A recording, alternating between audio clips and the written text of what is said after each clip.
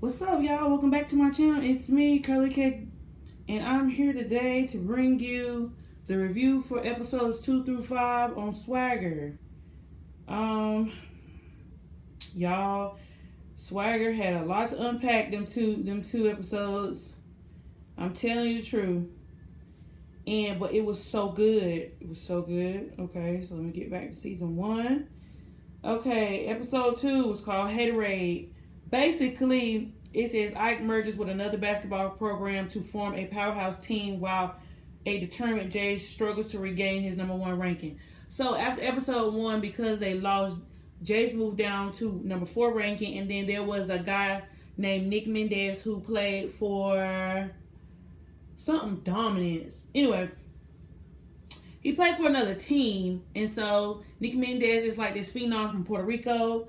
He's playing for another team in the DMV. Right now, he is staying with his coach.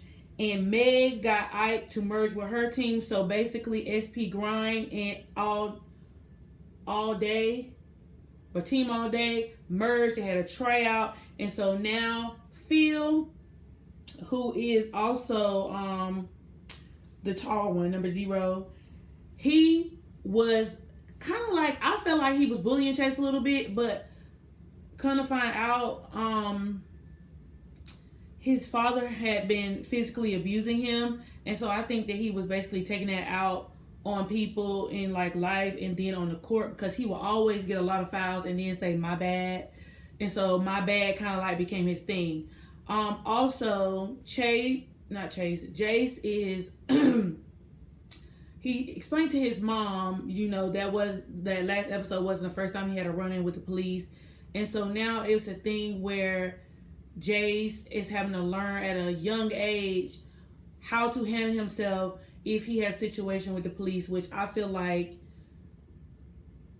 to be 14, that's extremely traumatizing. And it's just the fact that they expect him to carry around their IDs. So basically,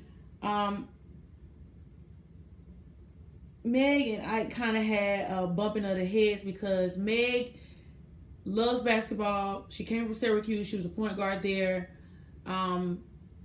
He's more for the players. She's for both. But when they agreed to merge, what was said was that she was going to take on kind of the money piece of the team, since Ike's last team was failing. And then, she could take her guys and then their guys, and they could merge and make a powerhouse team. So now,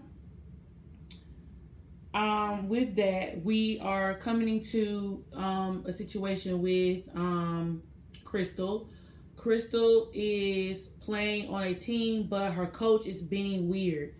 I hate that I even have to talk about this because it's so much that can be said with the situation with Crystal in terms of like that coach being inappropriate with her, her as being a young woman, knowing something wasn't right, but she didn't have the communication or she didn't want to tell anybody because she felt like she didn't want to say anything because she didn't want anybody to believe. She didn't think anybody was going to believe her. It was just so much going on with that. But we saw like how he kind of like was being weird with her ankle, because she is also recovering from an ankle injury.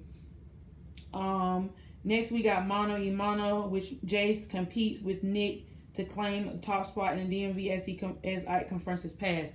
So basically, we are shown a throwback with Ike, and so now we're starting to get into a little bit of Ike's past. Ike was, like I said, a phenom in the area in the year 2007. He played on a team with his dad. His dad was his coach. But we don't really see how Ike's past really affects him and the way he communicates with his players.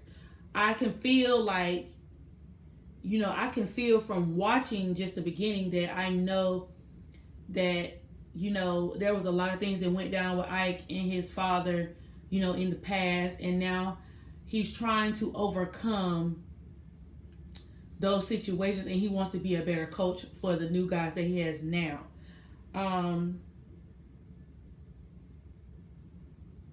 Also, Musa has a little crush on this girl named Tamika. And so he's been trying to impress her. Jace is still combat, like he's going back and forth with himself because Jace is trying to juggle too many things at once, but he has no choice because as a 14-year-old, he's still a kid. And so he still has to learn, he still has to develop in life. You know, at that age, you just start smelling yourself, you know, but he's also being smacked with all this responsibility. They're talking about him learning accountability and reliability and stuff. And his mama is also, now this is the part that I didn't agree with his mama that happened in these 3 episodes. His mama wanted Ike to, you know, build Jace up and to make him a better player, but then she started digging, you know, into Ike's past instead of just going to Ike and asking Ike for herself. Like, I don't feel like Ike had anything to hide, but at the same time, what happened to Ike was very traumatic for him. And so he's been trying to avoid, you know, dealing with or talking about anything related to what happened with his basketball career. He just wants a fresh start, but it keeps coming up to haunt him. And so she kept digging and she kept talking to the grassroots founder, which he cannot be trusted because he is in it for the money, and he tries to do everything to basically make money without it being like illegal, or he feels like he's justified in his actions because he's giving these players a platform, so he feels like he should be compensated. So this is the big game with Jace against Nick Mendez's team. Gladiator, who is a local rep, they have like this shoe. It's supposed to be like Nike, but you know, a smaller company. They still do very good for themselves. Tristan Wiles, Mac Wiles, plays the rep from Gladiator. He's going around scouting out teams in the area because he's looking for a team for his company to sponsor. And of course, we had this same conversation, you know, in the first episode. These kids are being, you know, looked at this young age because they see them as future money. They see them as future dollar signs. And so Mac Wiles sees that Nick Mendez is like the number 1 player. And so he tries to go and make a deal with Nick Mendez's coach to basically, you know, sponsor the team. He did reach out to Swagger DMV, but Ike won't try and get tied up in all that because he felt like all that stuff with money and I feel, and it's coming back to me, his whole trust with people and money was because it's tied to what happened in his past. And so we have Royale, who basically after the team has their tryouts to merge the team, Royale's father is an angel investor, and so Meg goes to him for money. So any kind of funding she needs for the team, shoes, jerseys, travel expenses, anything like that, she goes to him because, you know, he had money. And so basically Royale was still on the team, but Royale wouldn't get no playing time, and kind of the players on the team didn't think that Royale was good. But come to find out, Royale has he's dyslexic and he has a learning disability, so he has to learn the plays and, you know, how people play and like their little kicks and quirks, you know, on the court. He has to learn in a different way to help him memorize what it is he's supposed to do on the court. But to me, Royale is nothing but a player with potential. He's just a player who has a disadvantage, and so he works hard.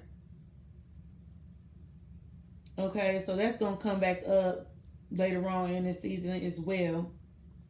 So basically, Swagger ends up losing in the game. No, Swagger ends up winning against the game with Nick Mendez, basically, but Jace took over that whole game and he wasn't passing the ball. And also, this was the game that Tamika was there to see Musa, but Jace took over the whole fourth quarter. He took over the whole fourth quarter, and so basically they're mad at him because they felt like they was just the Pips when they're supposed to be a team. They're supposed to be a brotherhood. That's not initially what they agreed to, because they agreed to, you know, have Musa back. Also, There is another guy who plays Clay in All American. He's Lester Davis. I think he is an NBA player right now. Or, yeah, I think he's an NBA player. He ended up going pro. Him and Ike used to be best friends when they were in high school. But we don't really know what's going on between him and Ike. But he saw on Instagram, which I missed the first time, that Jace is now playing with Ike, and he saw the basketball game against Ike and Jace, and so he said he need to do whatever to get, you know, in on good on Jace. So basically, Lester tried to run Ike a deal saying, if you let me sponsor your team and I can give you a position as assistant coach, and I have some staff come on, you know, you can be compensated. I will pay you, and you will be able to leave the Independence tool store. And so, you know, with Ike having a baby on the way, he kind of wagers his decisions, and even though it's such a big opportunity, Ike ends up turning it down because he sees what Lester is doing. So then Lester ends up funding another team, G-Dub, which Snoop is the coach of. He ends up giving them the merch and everything else. And so, you know, it just, you know, it was whack. But I think Swagger ended up losing that game. But I think they only lost by like 1 point or something. Maybe 3, because Royale missed the shot. But Jace still was going back and forth trying to figure out, you know, what the issue is. Now, also during this time, Nick Mendez's coach tried to get his mother to sign over legal guardianship of him so that he basically could control his career and basically use Nick to his benefit. So the mama was like, I'm not playing that, because if I sign over my rights, that means that I don't have no say-so in what go on with Nick's career. So she pulled Nick off of the Dominance team and puts him on Swagger. So now there is talks of trying to get Nick and his mother a place in the DMV to stay so he can go to school, because coming from Puerto Rico, he doesn't necessarily have the funds and the means to, you know, stay on the team and for his mother to have housing and everything, because again, they're not from stateside, they're from Puerto Rico. So we have episode 4 called What's Good. As Swagger DMV goes against G-Dub, Jace decides whether a personal win or a team win is more important. And so again, that's just me here to say they ended up losing that game. But Ike said something important when he was like, my father told me to always annihilate your opponent. He was like, even though we didn't win this game, we won the battle. And so basically, like, Lester knew, like, don't mess with me because my team got something. My team is coming. We might have lost this game, but just know, like, we coming. We coming for everybody, Juggler. This is also, I think, the game when Jace got his redemption a little bit, or he was in the beginning of his redemption, because he was there to comfort Royale. You know, he's still going through.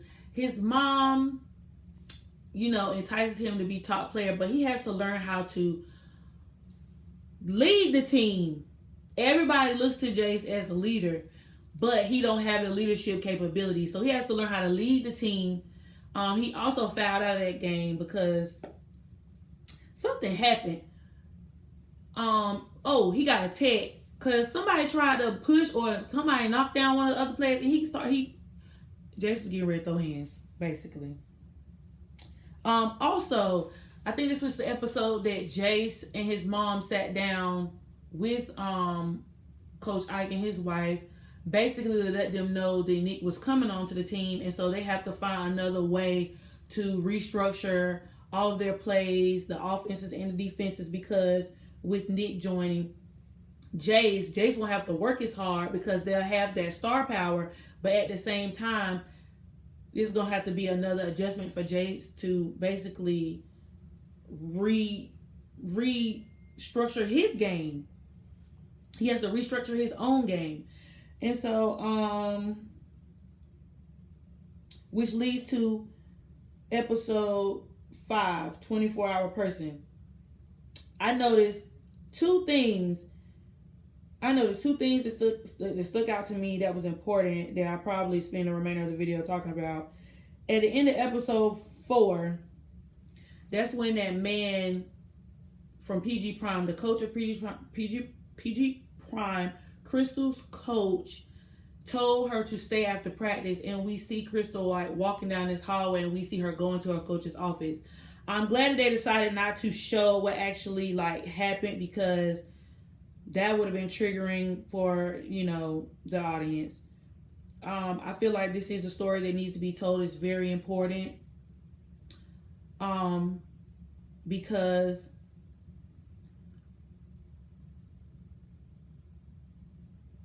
society oftentimes fails women. They fail young women, and they fail black women. There were times when I was growing up, because I was playing basketball, and basketball is, for the most part, a male-driven sport. My mom always told me to be careful who I'm around and always watch. So when I was young, I grew up very skeptical of a lot of people, and I didn't trust a lot of people. She always told me, especially when I was around men, make sure you are never around a man by yourself, regardless of who it was. And it's sad that when you're growing up, you have to be faced with harsh realities like that. Because even though your heart may be pure, everybody's heart isn't pure, and everybody doesn't have your best interest at heart. And unfortunately, there are gross, very gross people out here.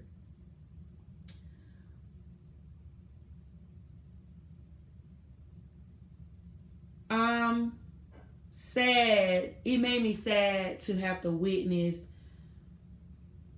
Crystal have to go through such a traumatic experience and bottle it in. Like, it really hurt me to watch that, because she had to go through such a traumatic experience at a young age and had to keep it to herself for a little while. She had been trying to, over the past couple episodes, have a conversation with Jace to tell him, because she felt like Jace was the only person that she could talk to, which leads me to the episode coming up, 24-hour person, episode 5. After Crystal shares a secret with Jace, he worries about her safety and tries to lend as much assistance as possible. So when Jace and his mom went to the coach's house, the coach's wife said, "Have you told them about your tattoo?" And so I think at this time, Crystal had already told Jace what happened. And she swore Jace to secrecy. And so what Coach Ike said was, a 24-hour person was somebody that his father basically said is always there for you. You can depend on them. You can count on them. They're willing to do whatever for you when necessary, when needed. Your 24-hour person is somebody who you can always depend on. 24 hours a day, regardless of what is going on. You drop everything to be there for that person. And so I know that the 24-hour person came up later in episodes, and it was mentioned a couple times in episodes, but it didn't dawn on me that conversation, until I watched it again, that conversation that Ike and him had at the table really resonated with Jace, because Jace, in his heart right then, felt compelled to do something. He felt compelled to do something before, But that was his validation and his confirmation to himself that he needed to do something to help Crystal. And it also dawned on me that when Crystal and her two teammates that were about to leave practice that afternoon, before the incident with Crystal happened, there was a player that turned around and looked at her, and she knew something wasn't right. And she turned around and she looked, but then she kept going, and she knew what was happening. And I didn't notice that. It wasn't until later in a couple episodes where, it had come out, when things had come out about the coach, when Crystal started looking around, Crystal looked at the girl and the girl looked at Crystal, and they both had a moment. Kind of like how on Homecoming, when Thea was in the room with, I forget the other girl's name right now, but they looked at each other because they knew something. They both had that, they had a shared experience. And Crystal's mom even went to try to drop her off at practice the next day. And Jace was there hiding around the corner waiting for her mama to pull off. And he went and grabbed that little girl's hand. Oh my God. When I tell you I could have cried, that was beautiful and hurtful at the same time. It's hurtful, extremely hurtful, that was the experience that Crystal had. And the coach ended up putting his hand up her shirt. I'm just glad that he didn't, it didn't go further. That was already bad enough. And that already, made her super emotional. She was crying. She was, depressed. She was, she wasn't hearing what people were saying. She was extra, moody. But her parents wasn't seeing the signs, and they weren't asking her, are you okay? They just kept questioning her. And even sometimes she was moody with Chase. I keep calling him Chase because her name Crystal, his name Jace. So anyway, she was even moody with Jace to the point where he kept asking, what do you have to tell me? Are you mad at me? What's up? And so it wasn't till one day she went to the Black Talk and she just cried, and he just hugged her. And he just consoled her, and he was there with her. And then that next day when he held her hand, they ran away together.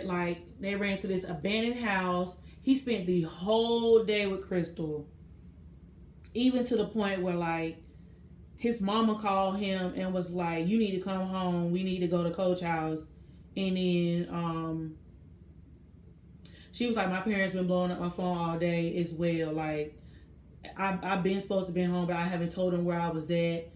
And so she was willing to walk home by herself. And at that moment, Jace was not having it. She was like, it's only 3 blocks. He was like, I don't care. In that moment, as best friends, that was Jace was the foundation that Crystal needed. And that right there let me know, as a friend, he cared for her deeply. Even at the age of 14, he really cared for her. He loved her to the point where he was willing to do anything for her. And so she swore Jace to not tell anybody.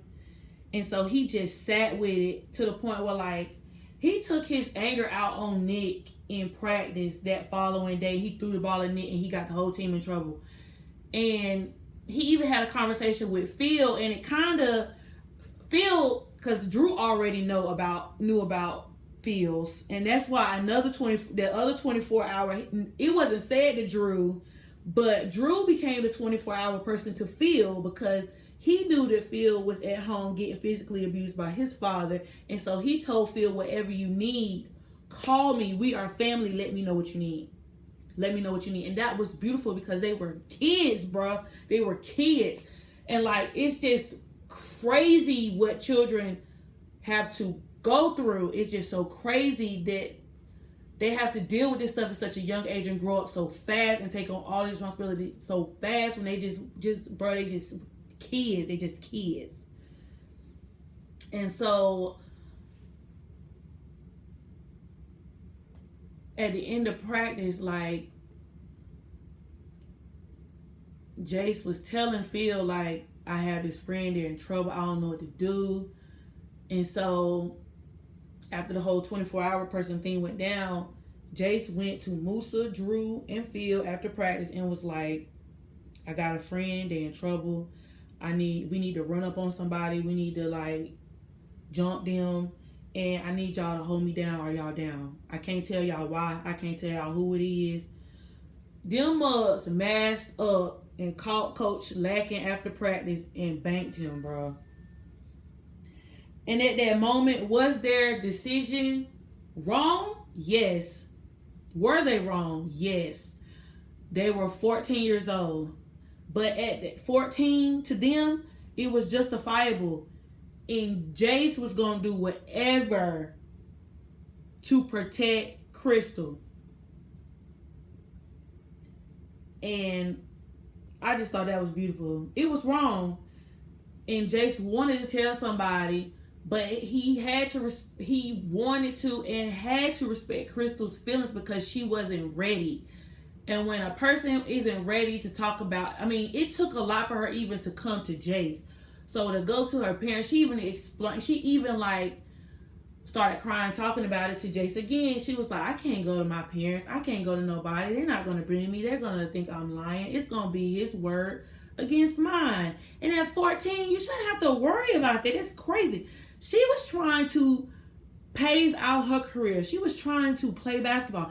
And then it's the fact that the coach was manipulative. Like, was like, I know some people at Maryland. I know Maryland is your dream school. Like, trying to dangle it in front of her like it was cookies. Like, he was like, well, if you do this for me, you know, I really like you. You special. Like, he just was telling her stuff. And so I guess that's also what kind of played onto her mindset of, you know, well, it's not that bad. Maybe it's just me. Maybe I'm not seeing things the way it is, when she knew, like, she had that gut feeling like something wasn't right. She knew it wasn't right. Even to the point where she went to practice. She stopped ditching practice and went to practice like the following day. And she was running around. And he made them do laps.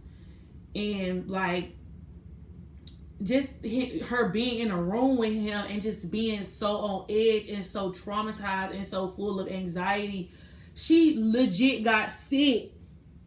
She got sick in practice, and it was oh my God, y'all. Like, I wanted to bob that coach real, like, oh Lord. I was glad that Jason and them did it. Like, I didn't fault them. And like, now knowing what I know, like, that's gonna come back up in season 2 with Jace and Musa and Drew and Phil. But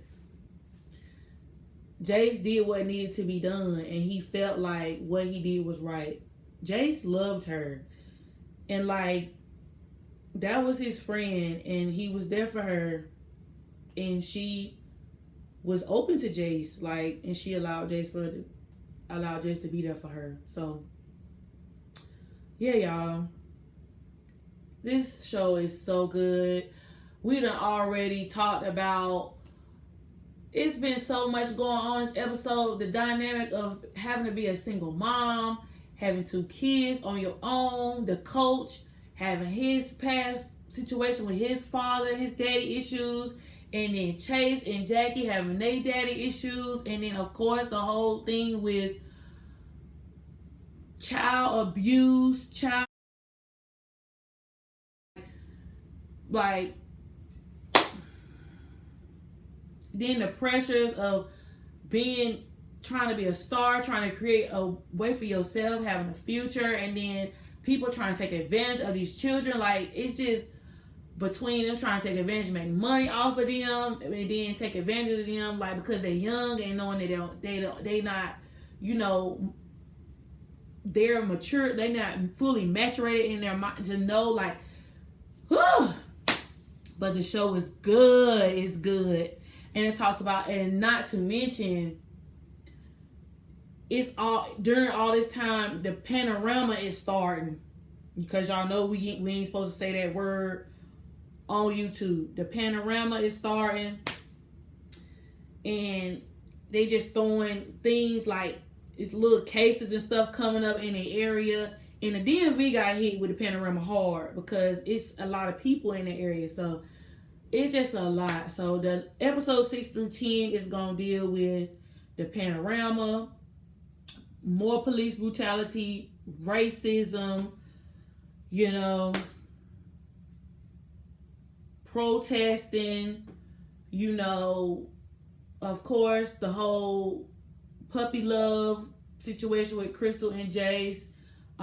You know, Ike coming to terms with Lester, things with his daddy, Jace and Ike getting into it. You know, it's just more to come. 6 through 10 are going to be good. I'm probably, my next 2 videos will probably be episodes 6 through 9, and then my last episode will be episode 10. And then on Friday, I'm going to put out my review for episode 5 of season 2, because that's the newest episode that will be coming on this Friday. And then I will go backwards and do season 2 episodes 1 through 4. So yeah, y'all, Curly K Glam. I'll be back with more videos. If you haven't watched Swagger, Apple TV Plus, get into it. Run them numbers up, because this show is too good not to get a season 3. And hopefully y'all pay the writers, pay the actors, pay everybody they just do. Streaming networks, y'all need to pay them people, because we got shows like this is stuff that need to be on TV. It needs to be on TV. But yeah, y'all, like, comment, subscribe. Deuces.